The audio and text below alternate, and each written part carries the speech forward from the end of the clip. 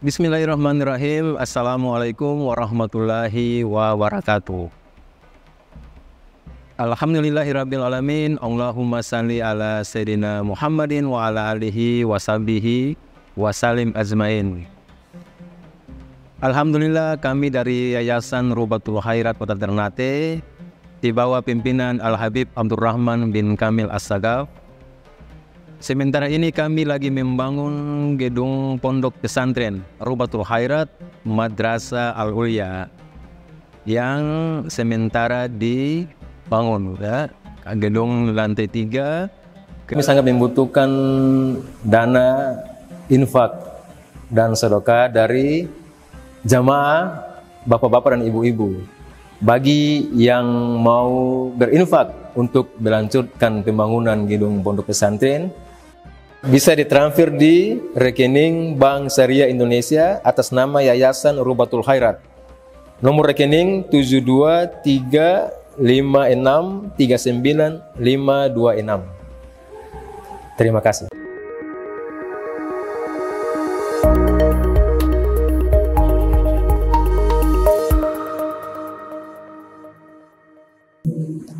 Kita bahas sedikit terkait masalah salam.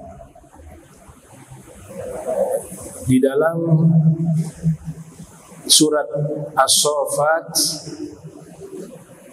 kalau tidak salah ayat 230, Allah Subhanahu wa taala berfirman, "Salamun ala Ilyasin." Salamun ala Ilyasin. Ayat ini Allah Ta'ala kabarkan bahwa Allah memberikan salamun ala Ilyasin, kepada Ilyasin. Ilyasin ini disebutkan di dalam tafsir Nabi Ilyas. Di dalam tafsir yang lainnya disebut Ali Yasin, bukan El Yasin, tapi Ali Yasin. Itu di dalam qiraah Imam Nafi' wa Ibn Amir. Al-Imam Nafi' wa Ibn Amir membacanya salamun ala Ali Yasin, yang artinya al di sini keluarga, Yasin yaitu Nabi Muhammad SAW.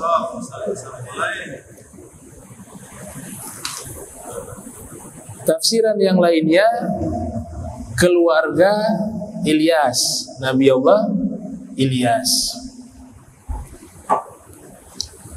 Artinya ada golongan manusia Allah Ta'ala memberikan salam kepada mereka di saat mereka masih hidup di dunia ini.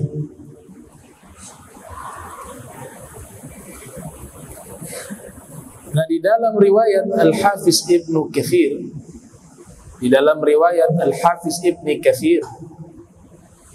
yang lahir tahun 701 Hijriah, wafat 774 Hijriah, di dalam kitab As-Sirah An-Nabawiyah beliau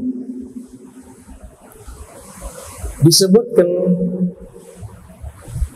Jibril datang menemui Rasul. Ata Jibrilu an-Nabiyya sallallahu alaihi wa alihi wasallam. Jibril datang menemui Rasul. Faqal, kemudian Jibril berkata, "Ya Rasulullah, hadhihi Khadijah." Ini Khadijah. Qad atat. Dia akan datang atau dia telah datang. Sigot fil madi, qad atat. Dia sudah datang, dia sudah tiba. Wa ma'aha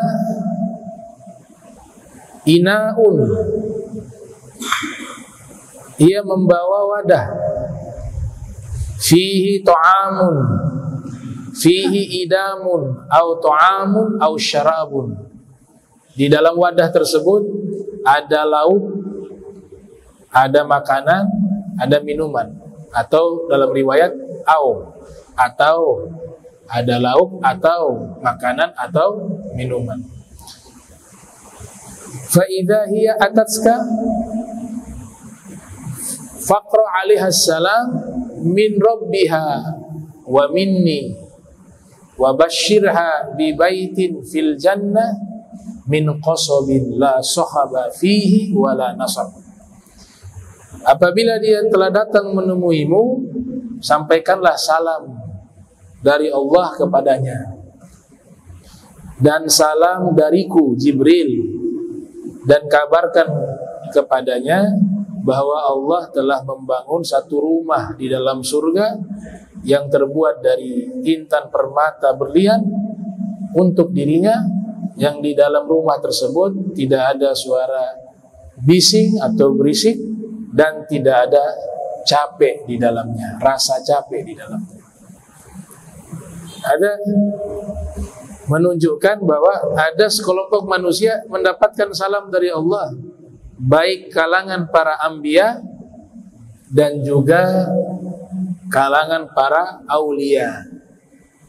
Sayyidah Khadijah dapat salam dari Allah, dari malaikat Jibril. Yang luar biasanya, setelah Sayyidah Khadijah mendapatkan salam dari Allah, dari malaikat Jibril,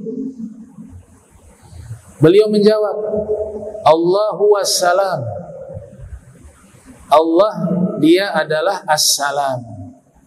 Wa ala Jibril assalam. Juga salam kepada Jibril. Wa alaikas salam wa rahmatullah. Dan juga salam kepadamu wahai Rasulullah, dan rahmat bagimu wahai Rasulullah dari Allah Subhanahu wa ta'ala. Jadi ayat tadi 230 ya, benar ya? Apa 130? 130.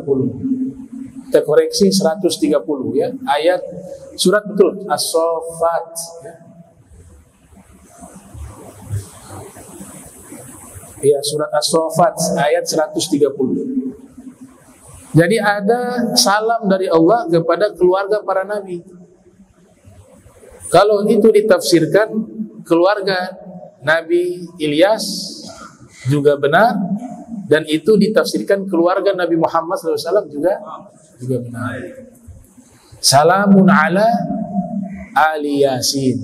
Itu qiraahnya Imam Nafi' dan Ibnu Amir. Kalau qiraahnya Imam Asim, ya, sebagaimana yang ada di mushaf kita ini, itu salamun ala Ilyasin, ala Ilyasin. Itu qiraah yang ada di dalam qiraahnya Imam Asim riwayat Hafiz. Yang mushaf kita ini qiraah itu, yang di Indonesia ya kebanyakan.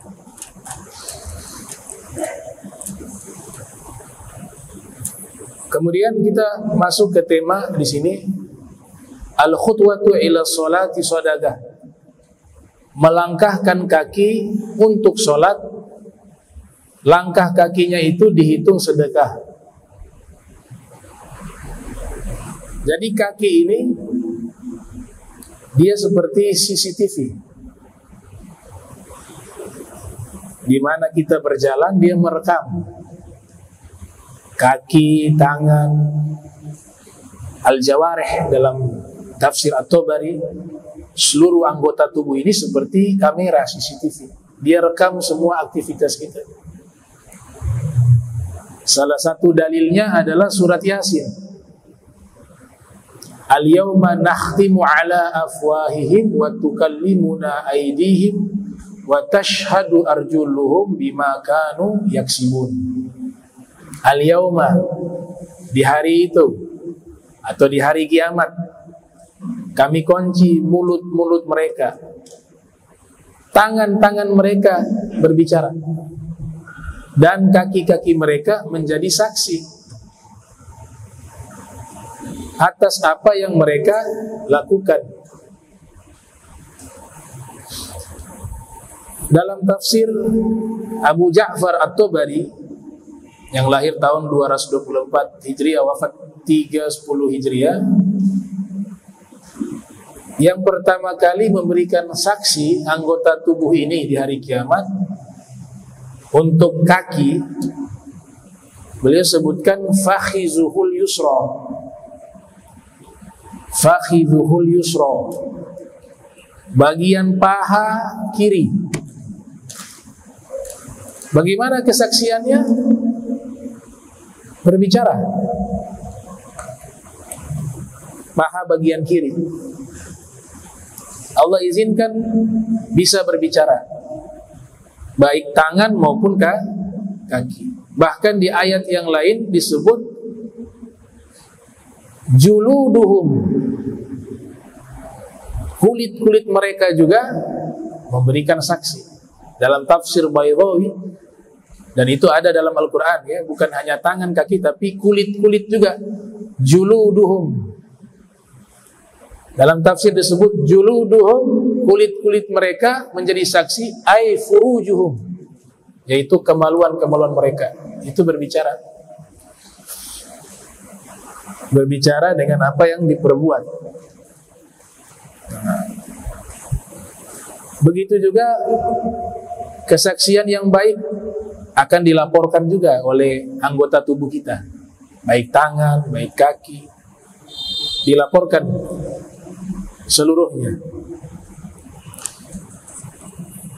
Masalah berjalan, wa bikulli khatwatin tamshiha, di setiap langkah yang kamu berjalan, ila sholati, ke tempat untuk sholat, yaitu masjid, sodagah, terhitung sebagai sedekah. Yang dimaksud di sini adalah satu langkah itu sudah dihitung sedekah. Satu langkah. Langkah kedua dihitung lagi 2 kali sedekah. Langkah ketiga dihitung 3 kali sedekah. Sampai ke tempat ibadah kita, masjid. Di surat Al-Jum'ah Allah Subhanahu wa ta'ala berfirman, ya ayyuhalladzina amanu idza nudiya lis-salati min yaumil jum'ah fas'au ila dzikrillah wa dzarul bai'a dzalikum khairul lakum in kuntum ta'lamun. Fa idza qudiyatis salatu fantashiru fil ardi wabtagu min fadlillah wadhkurullaha katsiran la'allakum tuflihun. Wahai orang beriman, apabila diserukan untuk kalian sholat Jumat, fas'au ila dzikrillah, segeralah berjalan menuju ke tempat sholat untuk melaksanakan sholat. Fas'au ila dzikrillah wa dzarul bai'ah, dan tinggalkanlah jual beli. Wa dzarul bai'ah dzalikum khairul lakum in kuntum ta'lamun, itu lebih baik bagi kalian jika kalian mengetahuinya. Ayat ini menceritakan keutamaan sholat Jumat dan kewajiban sholat Jumat. Di sini perintahnya wajib, bukan perintah sunnah. Al-amru lil wujub. Wahai orang-orang beriman, apabila dipanggil kepada kalian sholat Jumat, fas'au, segeralah pergi. Ini segeranya ini bukan sunnah, wajib. Al-amru lil wujub. Kata dipanggil ini kita harus paham dulu, karena nanti berkaitan dengan aktivitas kita di hari Jumat. Ini hati-hati. Dilakukan dengan sengaja di saat ada panggilan sholat Jumat, Para ulama mengatakan hukumnya haram. Bukan meninggalkan sholat Jumat ya. Sudah ada panggilan, tapi masih sibuk dengan yang lain. Itu dikatakan haram oleh para ulama, terutama masalah jual beli. Masih sibuk shopping. Kata panggilan di sini, kalau kita merujuk di dalam tafsir Al-Imam Al-Baghawi yang lahir 433 Hijriah, wafat 510. Beliau sebutkan maknanya adalah bihadzan nida al-adhan. Yang dimaksud kata nudia di situ, diserukan, adalah panggilan azan di hari Jumat dalam konteks surat Al-Jumu'ah ayat tersebut. Apabila dipanggil bagi kalian panggilan azan di waktu sholat Jumat, panggilan untuk melaksanakan sholat Jumat. Kapan waktunya? Inda qu'udil imami 'alal mimbar lil khutbah. Di saat imam duduk di atas mimbar untuk menyampaikan khutbah. Jadi itulah waktu yang dimaksud dalam ayat tersebut. Kalau sudah imam duduk di atas mimbar dan sudah ada azan, kan duduk itu ada azan. Itu azan yang ada di zaman Rasul, dan hitungannya itu mulai panggilan sholat Jumat, azan yang imam duduk di atas mimbar atau berada di atas mimbar. Itu azannya. Di saat itu tidak boleh lagi ada sibuk dengan jual beli. Makanya Allah Ta'ala nyatakan, tinggalkanlah jual beli tersebut.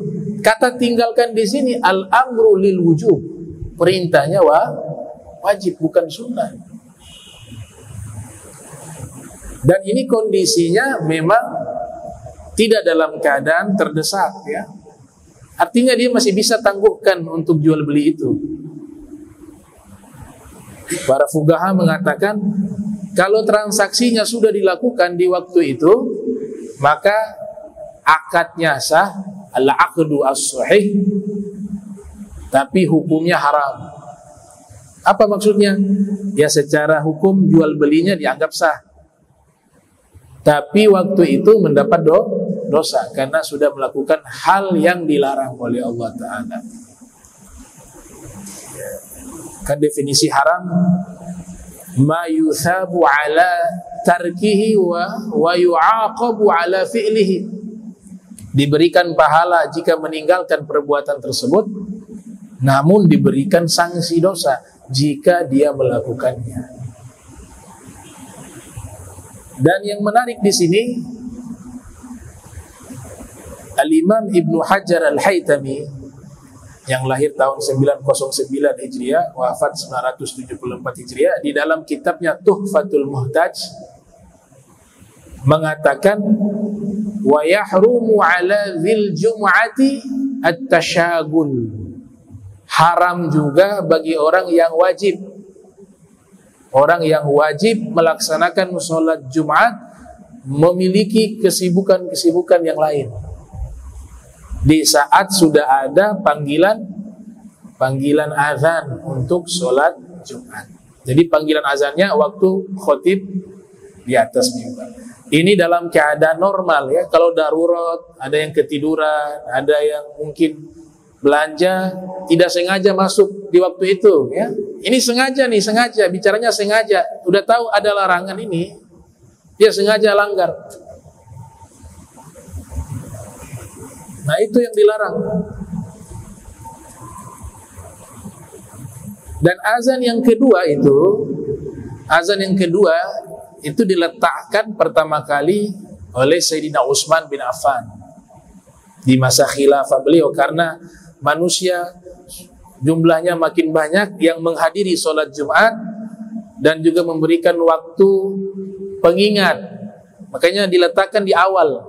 Jadi kalau azan Jumat 2 kali, ada yang awal itu untuk manggil orang hadir ke masjid, Dan azan yang kedua di saat khotib di mimbar, di atas mimbar. Itulah panggilan azan pada waktu untuk melaksanakan sholat Jumat. Nah, setelah lanjutan ayat tersebut yang tadinya ada larangan, ada panggilan, disuruh tinggalkanlah semuanya, termasuk jual beli, perdagangan. Tapi setelah selesai sholat Jumat, ini menarik nih. Fa idza qudiyatis sholatu fantashiru fil ard wabtagu min fadlillah wadhkurullaha katsiran la'allakum tuflihun. Kalau sudah selesai sholat Jumat, kata Allah, silakan dagang lagi. Justru di situ ada fadilah. Orang yang habis sholat Jumat, dia mungkin pulang makan, jangan tutupin tokonya. Itu waktu 70 kali lipat fadilah karunia Allah berikan dagang setelah selesai sholat Jumat. 70 kali lipat dibanding di luar selesai sholat Jumat. Itu ada dalam tafsir Al-Hafiz Ibnu Katsir. Beliau sebutkan yang dagang selesai sholat Jumat, dia diberikan 70 fadl. Kan ayatnya disebut apa? Diberikan karunia. Fadlun itu karunia, keuntungan, keberkahan, kebaikan, 70 kali lipat. Fa idza qudiyatis sholatu fantashiru fil ard wabtagu min fadlillah. Carilah karunia Allah di waktu tersebut. Jadi yang awal larangan ketika ada panggilan sholat Jumat, tapi setelah selesai Jumat ada anjuran. Perintahnya anjuran, sunnah.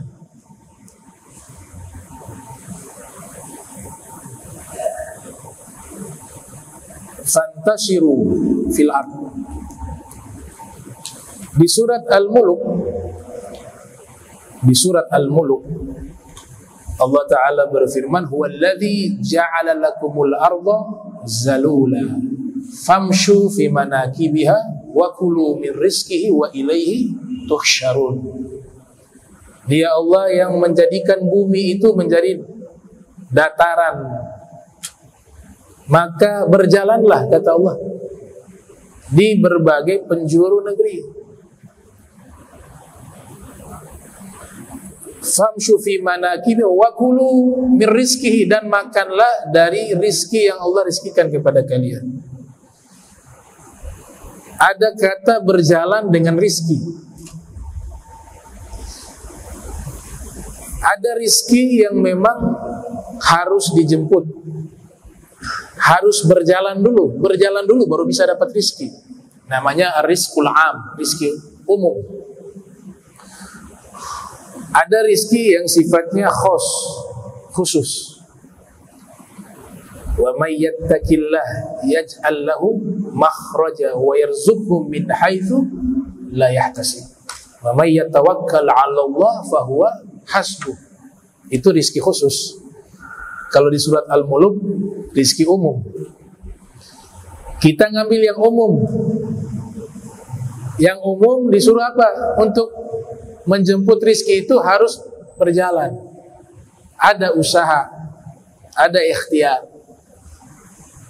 Al-Hubayshi menulis satu kitab berjudul Al-Barakah fi Fadli Sa'i wal Harakah. Keberkahan di dalam usaha dan bergerak. Ada yang disebut sabah lala. Tahu sabah lala? Sabah lala ini orang yang sangat dibenci oleh Allah, sangat dibenci oleh Rasulullah, sangat dibenci oleh seluruh para aulia. Jenis orang ini disebut sabah lala. Apa itu sabah lala? Urusan dunia dia nganggur, urusan akhirat juga dia nganggur. Urusan dunia dia malas, yang akhirat juga dia malas. Udah kerja tidak, ibadah tidak, waktu terbuang percuma. Namanya sabah lala.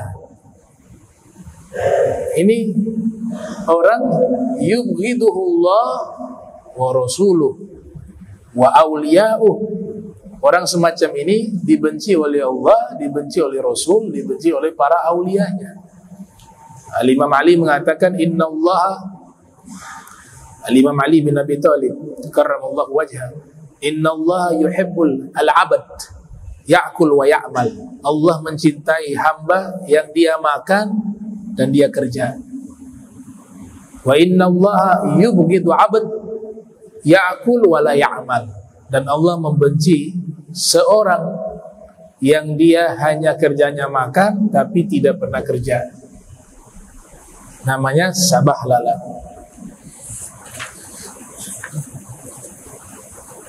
Berjalan.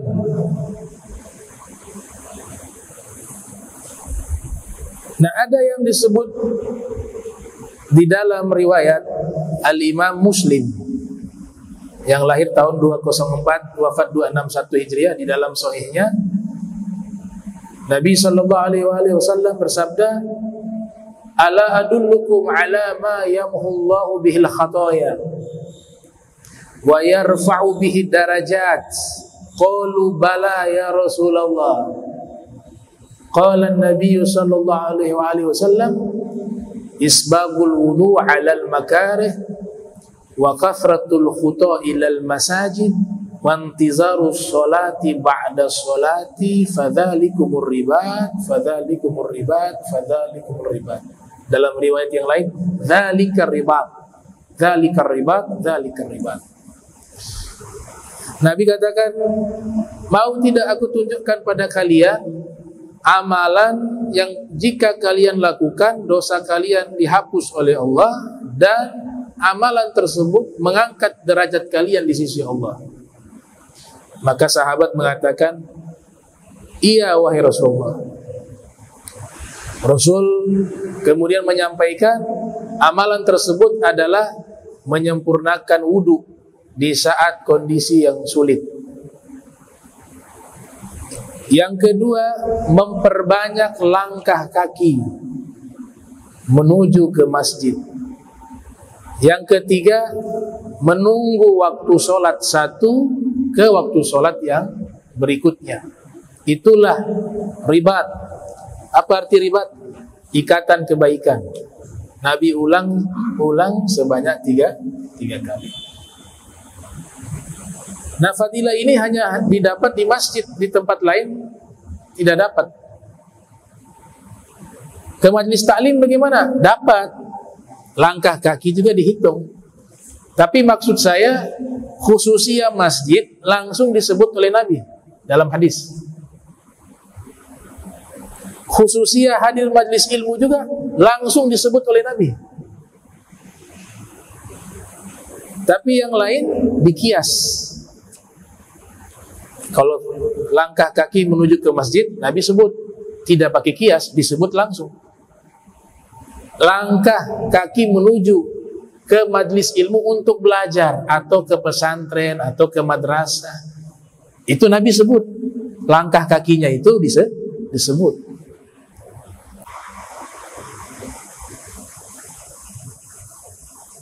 Di dalam kitab Lubabul Hadis karya Al-Imam As-Suyuti yang lahir 849 Hijriah, wafat 911 Hijriah, Rasul bersabda, "Man intaqala liyata'allama ilma, ghufira lahu qabla yakhtua." Siapa yang berpindah tempat untuk belajar ilma, disebutnya ilma, bukan al-ulum, atau ada tambahan alif lam, al-ilma, tidak. Tapi Nabi sebut ilma. Maknanya apa? Satu ilmu saja yang dia pelajari, satu saja, satu. Maka dosanya diampuni oleh Allah sebelum kakinya melangkah. Belum sempat melangkah lagi, sebelum kakinya melangkah sudah diampuni dosanya. Itu belajar satu ilmu. Sama seperti hadis, man salaka tariqa yaltamisu fihi ilma sahhalallahu lahu bihi tariqa ilal jannah. Hadis sahih. siapa yang menempuh jalan. Jalan pertama ini jalan hissi, ya, betul-betul dia berjalan, menempuh satu perjalanan untuk menuntut satu ilmu, maka Allah mudahkan jalannya. Ini kiasan, majas. Allah mudahkan jalannya menuju ke surga. Satu ilmu, bagaimana dua ilmu, bagaimana tiga ini belajar, bagaimana empat, bagaimana lima. Dan tidak dikasih spesifik ilmu apa. Selama ilmu ini baik, manfaat, dia masuk kategori dalam hadis ini. Tidak disebutkan spesifikasinya. Ilmu fikih mungkin, ilmu tafsir, ilmu hadis, ilmu kedokteran untuk maslahat membantu orang, ilmu ekonomi untuk membantu ekonomi umat dan seterusnya. Bisa masuk ke dalam hadis ini selama dia mendatangkan maslahat kebaikan bagi umat Islam.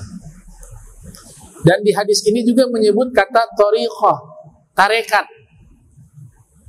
Jadi tarekat bersuluk itu yang paling tertinggi dan paling sulit, kata Kiai Haji Maimun Zubair, orang yang umurnya, waktunya habis hanya dengan belajar, mengajar, itu sudah bertarekat. Dia sudah melakukan satu thariqah. Bahkan thariqah ini lebih susah. Lebih susah dari thariqah hanya zikir atau puasa 3 hari. Karena thariqah ini berlangsung minal mahdi ila lahadi, dari buayan sampai masuk liang lahat. Ini masuk thariqah, belajar, mengajar, dakwah. Itu thariqah.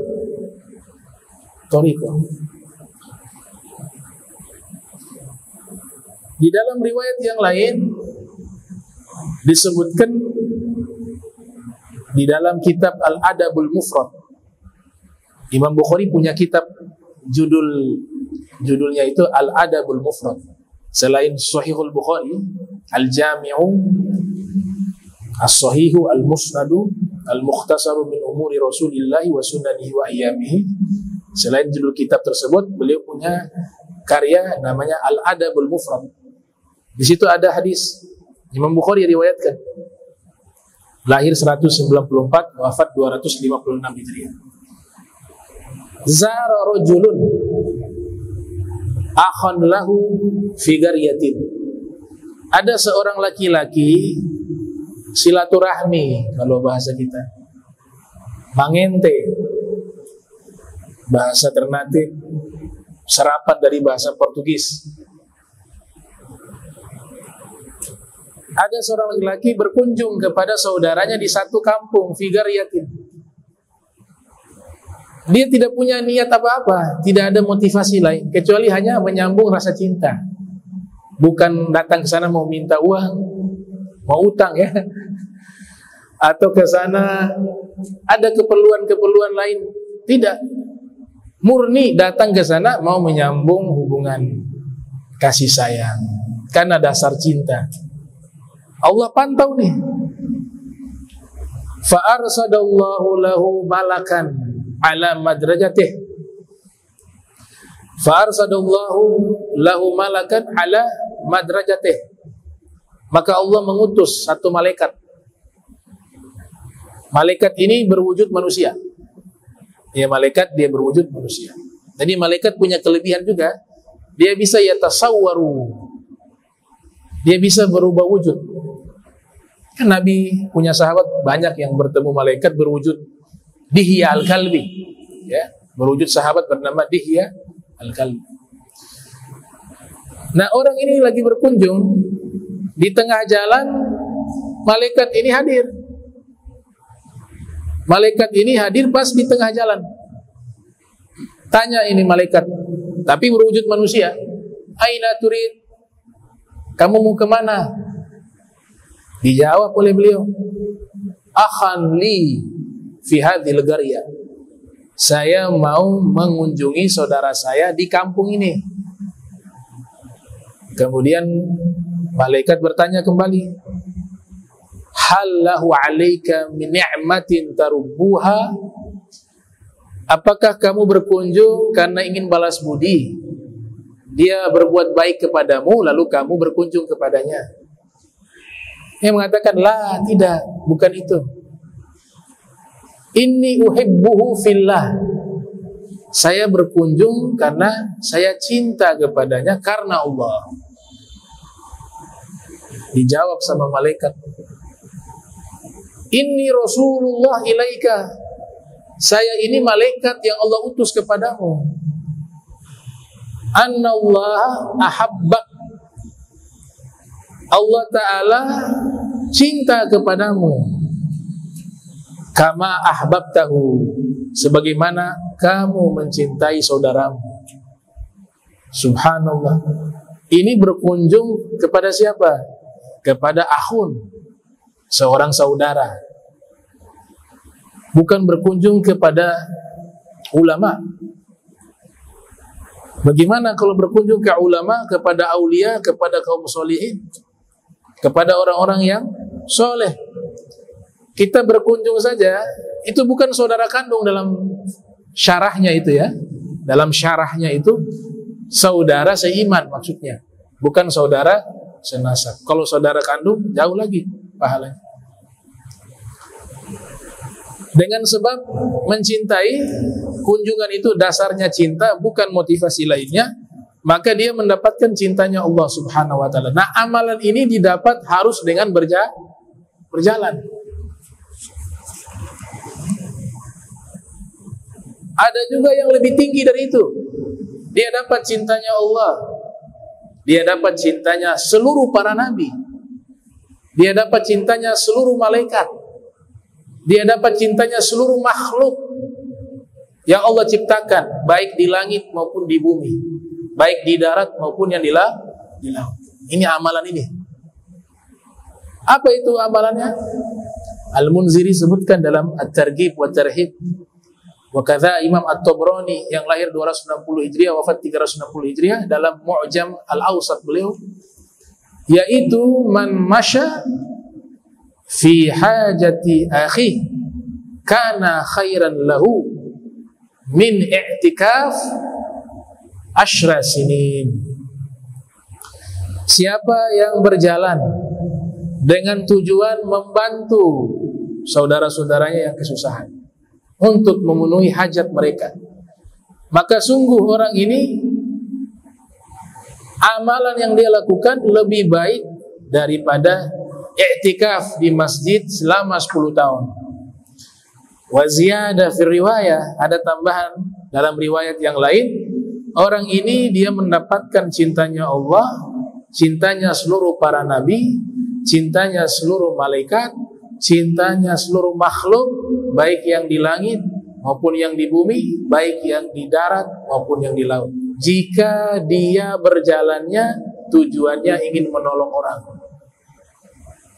Ini didapat dengan apa? Jalan. Nah, para aulia wassolihin ada dua tipe. Ada tipe pertama suka berjalan, ada tipe kedua sukanya menyendiri, namanya uzlah. Kedua-duanya tidak salah. Kedua-duanya tidak salah. Yang suka berjalan kebanyakan ulama hadis. Ulama-ulama hadis itu suka keluar negeri, berpindah-pindah dari satu negara ke negara lain. Kenapa? Karena mencari hadis Nabi di zaman itu ya. Kalau zaman kita kan sudah dibukukan. Nuntut ilmu harus berjalan dari satu negara ke negara lain. Bahkan Imam Khatib Al-Baghdadi menulis kitab berjudul Ar-Rihlah fi Talabil Hadis. Berjalan, melakukan rihlah untuk mencari hadis. Jadi satu kitab. Kerjanya jalan.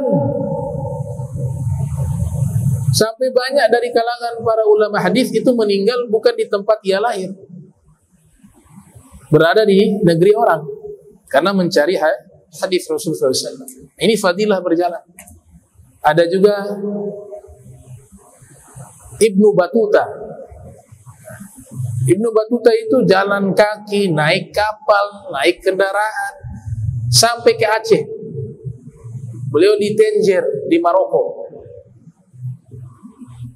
Dia menempuh perjalanan jauh, lebih jauh dari Columbus, dari Vasco da Gama dan lain sebagainya. Lebih jauh. Dia tuangkan dalam bukunya berjudul Tuhfatun Nuzzar fi Ghara'ibil Amsar wa Ajaibil Asfar, yang terkenal dengan nama Kitab Ar-Rihlah li Ibni Battuta. Jalan. Bahkan Imam Ghazali Hujjatul Islam Abu Hamid yang lahir 450 Hijriah, wafat 505 Hijriah, menjelaskan rihlah, perjalanannya Zulkarnain dari timur ke barat atau dari barat ke timur, keliling dia, keliling dunia. Zulkarnain beliau tuangkan dalam kitab Sirrul Alamin wa Kashfu ma fid Darain. Berjalan dia Zulkarnain. Ada Dr. Muhammad Abdurrahman Al-Ahdal menulis kitab Ar-Rihlah Al-Ahdaliyah, melakukan perjalanan ilmiah ke wilayah Zabid, ke Yaman.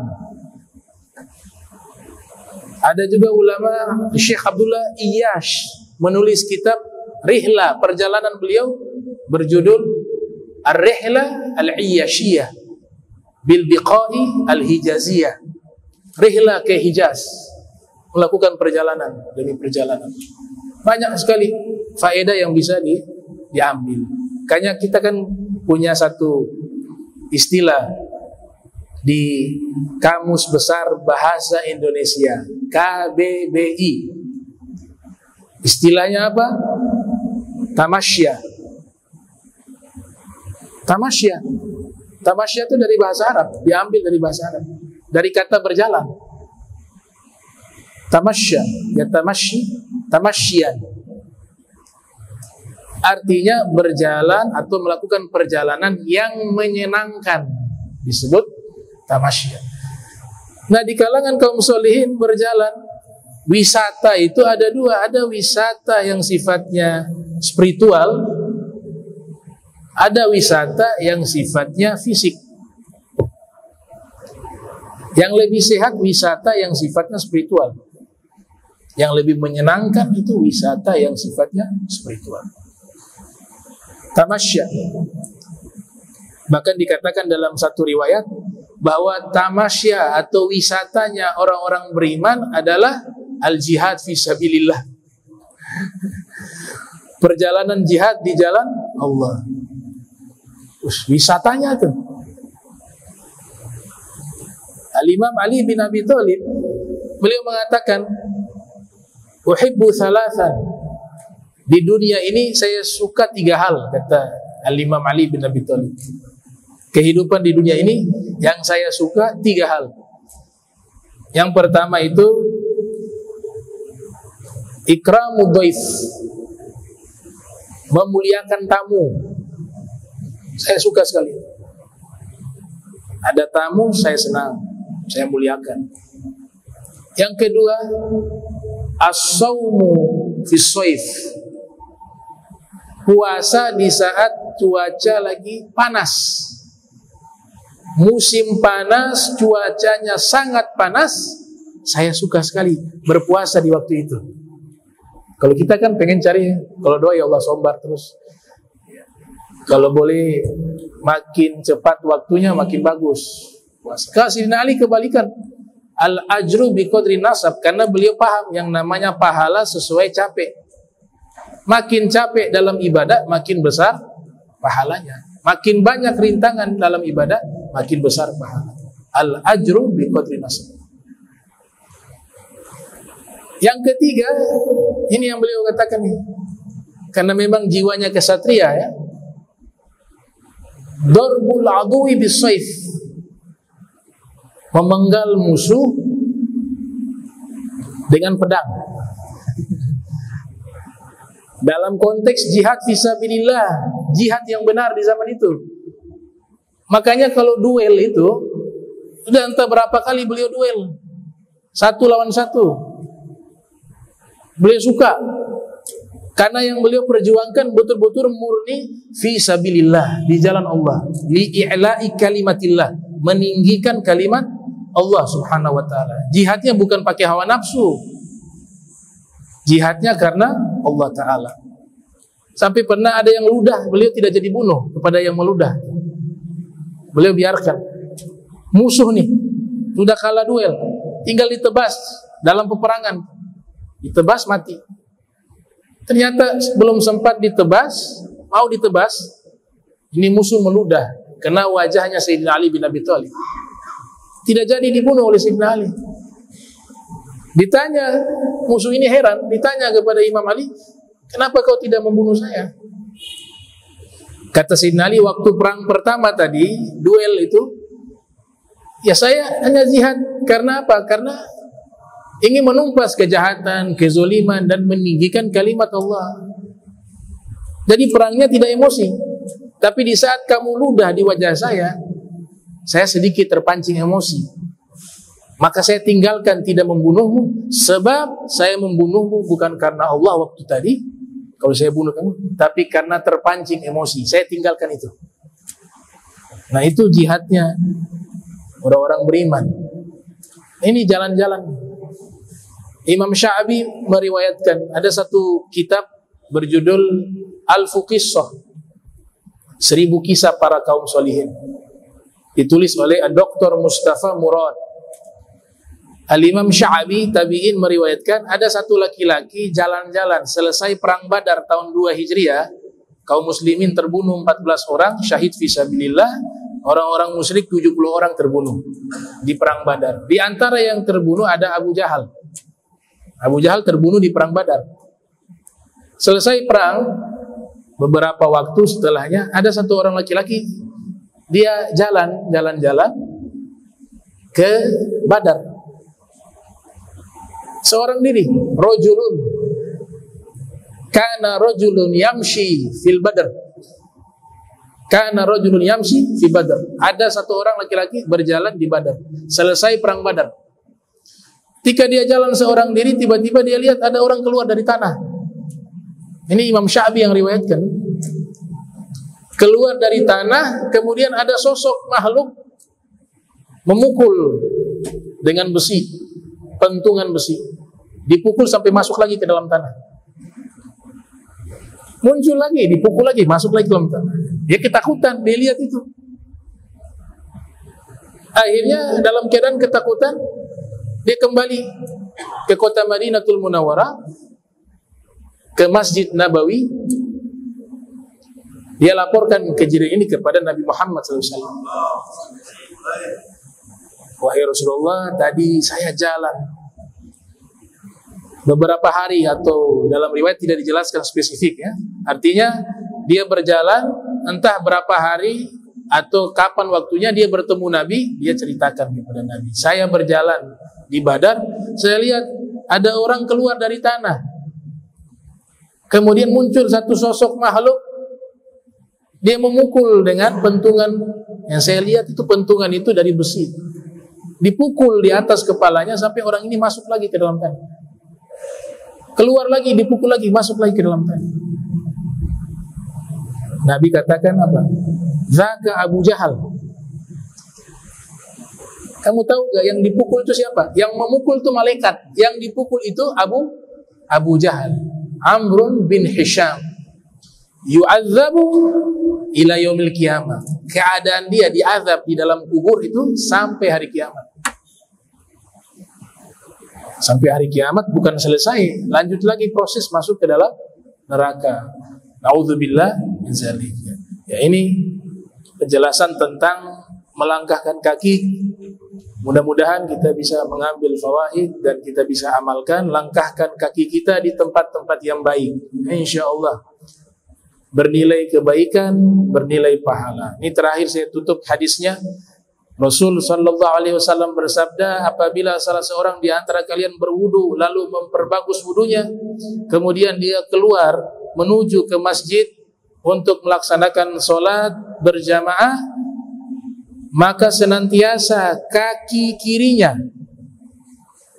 itu menghapus setiap langkah, itu menghapus setiap dosanya, dan kaki kanannya mencatat setiap langkahnya pahala di sisi Allah Ta'ala hingga dia masuk ke masjid. Dan seandainya manusia mengetahui tentang pahala melangkahkan kaki menuju di tempat-tempat baik, terutama masjid, maka mereka akan mendatangi tempat tersebut walaupun dalam keadaan merangkak, kata Nabi Muhammad SAW. Bahkan dikatakan ini bukan hanya terbatas melangkahkan kaki ke masjid, tapi juga al-mashyu ilal i'tikaf. Mereka datang ke masjid niatnya i'tikaf, masuk juga, sudah dapat pahala juga yang sama. Atau at-tawaf, kalau di tanah suci Makkah, jalan kaki niatnya mau tawaf di Ka'bah 7 kali, juga masuk ke dalam kebaikan ini. Atau tadrisul ilm wastima'uhu, datang melangkahkan kaki untuk belajar ilmu dan mendengarkan ilmu, masuk juga ke dalam hadis tersebut. Menjenguk orang sakit, iyadatul marid, juga termasuk melangkahkan kaki yang masuk ke fadilah tersebut. Wa ghairu dzalik min wujuhit ta'at, dan lain-lainnya dalam rangka melakukan ketaatan kepada Allah. Langkah kaki kita itu memberikan fadilah, menghapus dosa dan mencatat amal baik. Kaki kiri menghapus dosa, kaki kanan dia memberikan pahala kepada kita. Dan ini akan menjadi saksi di hari kiamat. Al-yawma nakhtimu ala afwahihim wa tukallimuna aydihim wa tashhadu arjuluhum bima kanu yaksibun.